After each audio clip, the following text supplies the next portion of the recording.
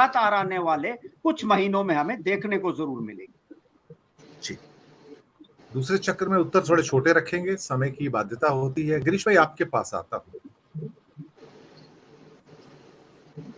लोग हमें कैसे देख रहे हैं? एक पिक्चर आई थी बॉर्डर। बॉर्डर फिल्म में शेलिंग होती है तो एक गांव के अंदर एक घर के ऊपर बॉम्ब गिरता है, रॉकेट गिरता है, आग लग जाती है। एक मुस्लिम का घर होता है, ऑफ कोर्स भारत के बॉर्डर के अंदर ही।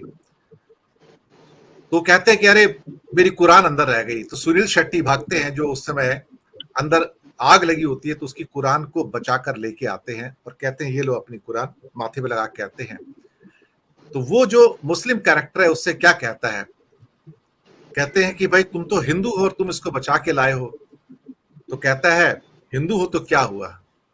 उनका आगे डायलॉग आता है और फिर उस जो मुस्लिम कैरेक्टर उसका एक डायलॉग आता है, की डायलॉग है। तो कहता है और कुछ लोग तुझे काफिर कह रहे हैं।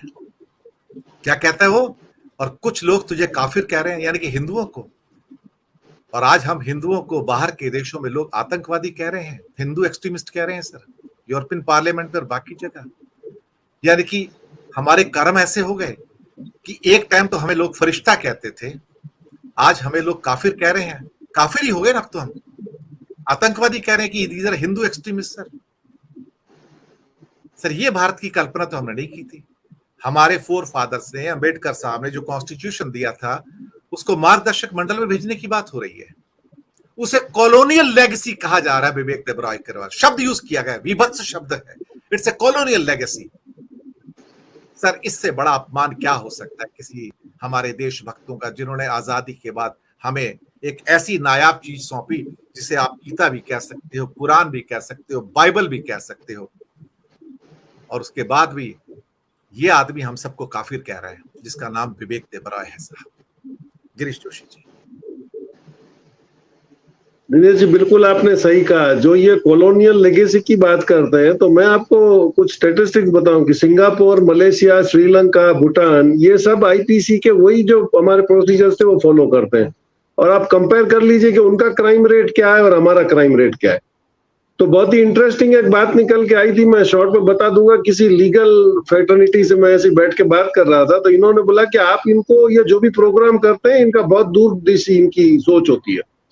अभी ये लोग जो कर रहे हैं वो इनका फियर फैक्टर बता रहा है। ये जो आईपीसी में चेंजेस कर रहे हैं, जो नहीं था बिल उसको उन्होंने इंट्रोड्यूस करके उसको पास करवाने की कोशिश की है।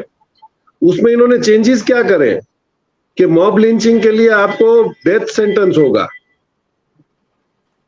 आपके गैंग रेप्स के अंदर 20 इयर्स की आपकी ये आ जाएगी। तो ये जो कर रहे हैं ये अभी अपने आप को इम्यून करने की कोशिश कर रहे हैं क्या? अगर ये रेजिम चेंज होती है तो यही होगा मॉब लिंचिंग, तो उसके प्रोटेक्ट कैसे करेंगे? अभी इस वक्त आप देखिएगा तो लीगल फ्रेटर्निटी में कहीं भी आईपीसी की चेंज करने की रिक्वायरमेंट अभी तो है ही नहीं, और उसके लिए सुप्रीम कोर्ट बैठी हुई है।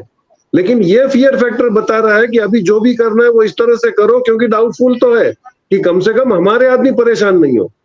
आपका एक सेक्टर है जो गौ रक्षक के नाम से जिसने मॉब लिंचिंग की है, जहां पे खुद पीएम को ऐसे बोलना पड़ा कि भाई हमारे मेरे SC ST भाइयों को मत मारिए, मेरे को मारिए। तो ये आज वो बात दबी हुई है, वो शायद रेजिम चेंज होने के बाद बहुत ज्यादा फोर्सफुली वापस आएंगी, तो आप अपने बंदों को प्रोटेक्ट कैसे करोगे?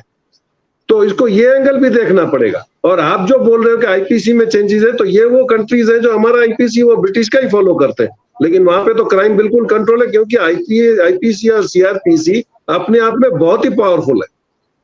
आज तक जितना भी क्राइम हुआ, कंट्रोल हुआ, वो सारा उसी के चक्कर में हुआ है। तो ये there is some suspense behind के इनको क्या सपना आ गया कि दे वांट टू चेंज। तो फियर फैक्टर की वजह से भी थोड़े बहुत चेंजेस आ रहे हैं, लेकिन मैं नहीं समझता हूं हमारा कानून जो है वो अपने आप में बहुत ही सुदृढ़ है। और सबसे बड़ा डर जो जिसका था वो सीजीआई ने कल बता दिया कि आप कोई भी ऑफिसर को कुछ भी कर लो, लेकिन मैं उनको ये तो बता सकता हूं कि they have to work within the legal framework, नहीं तो मैं पिक्चर में आ जाऊंगा। और this is the biggest factor that is creating fear between the parties.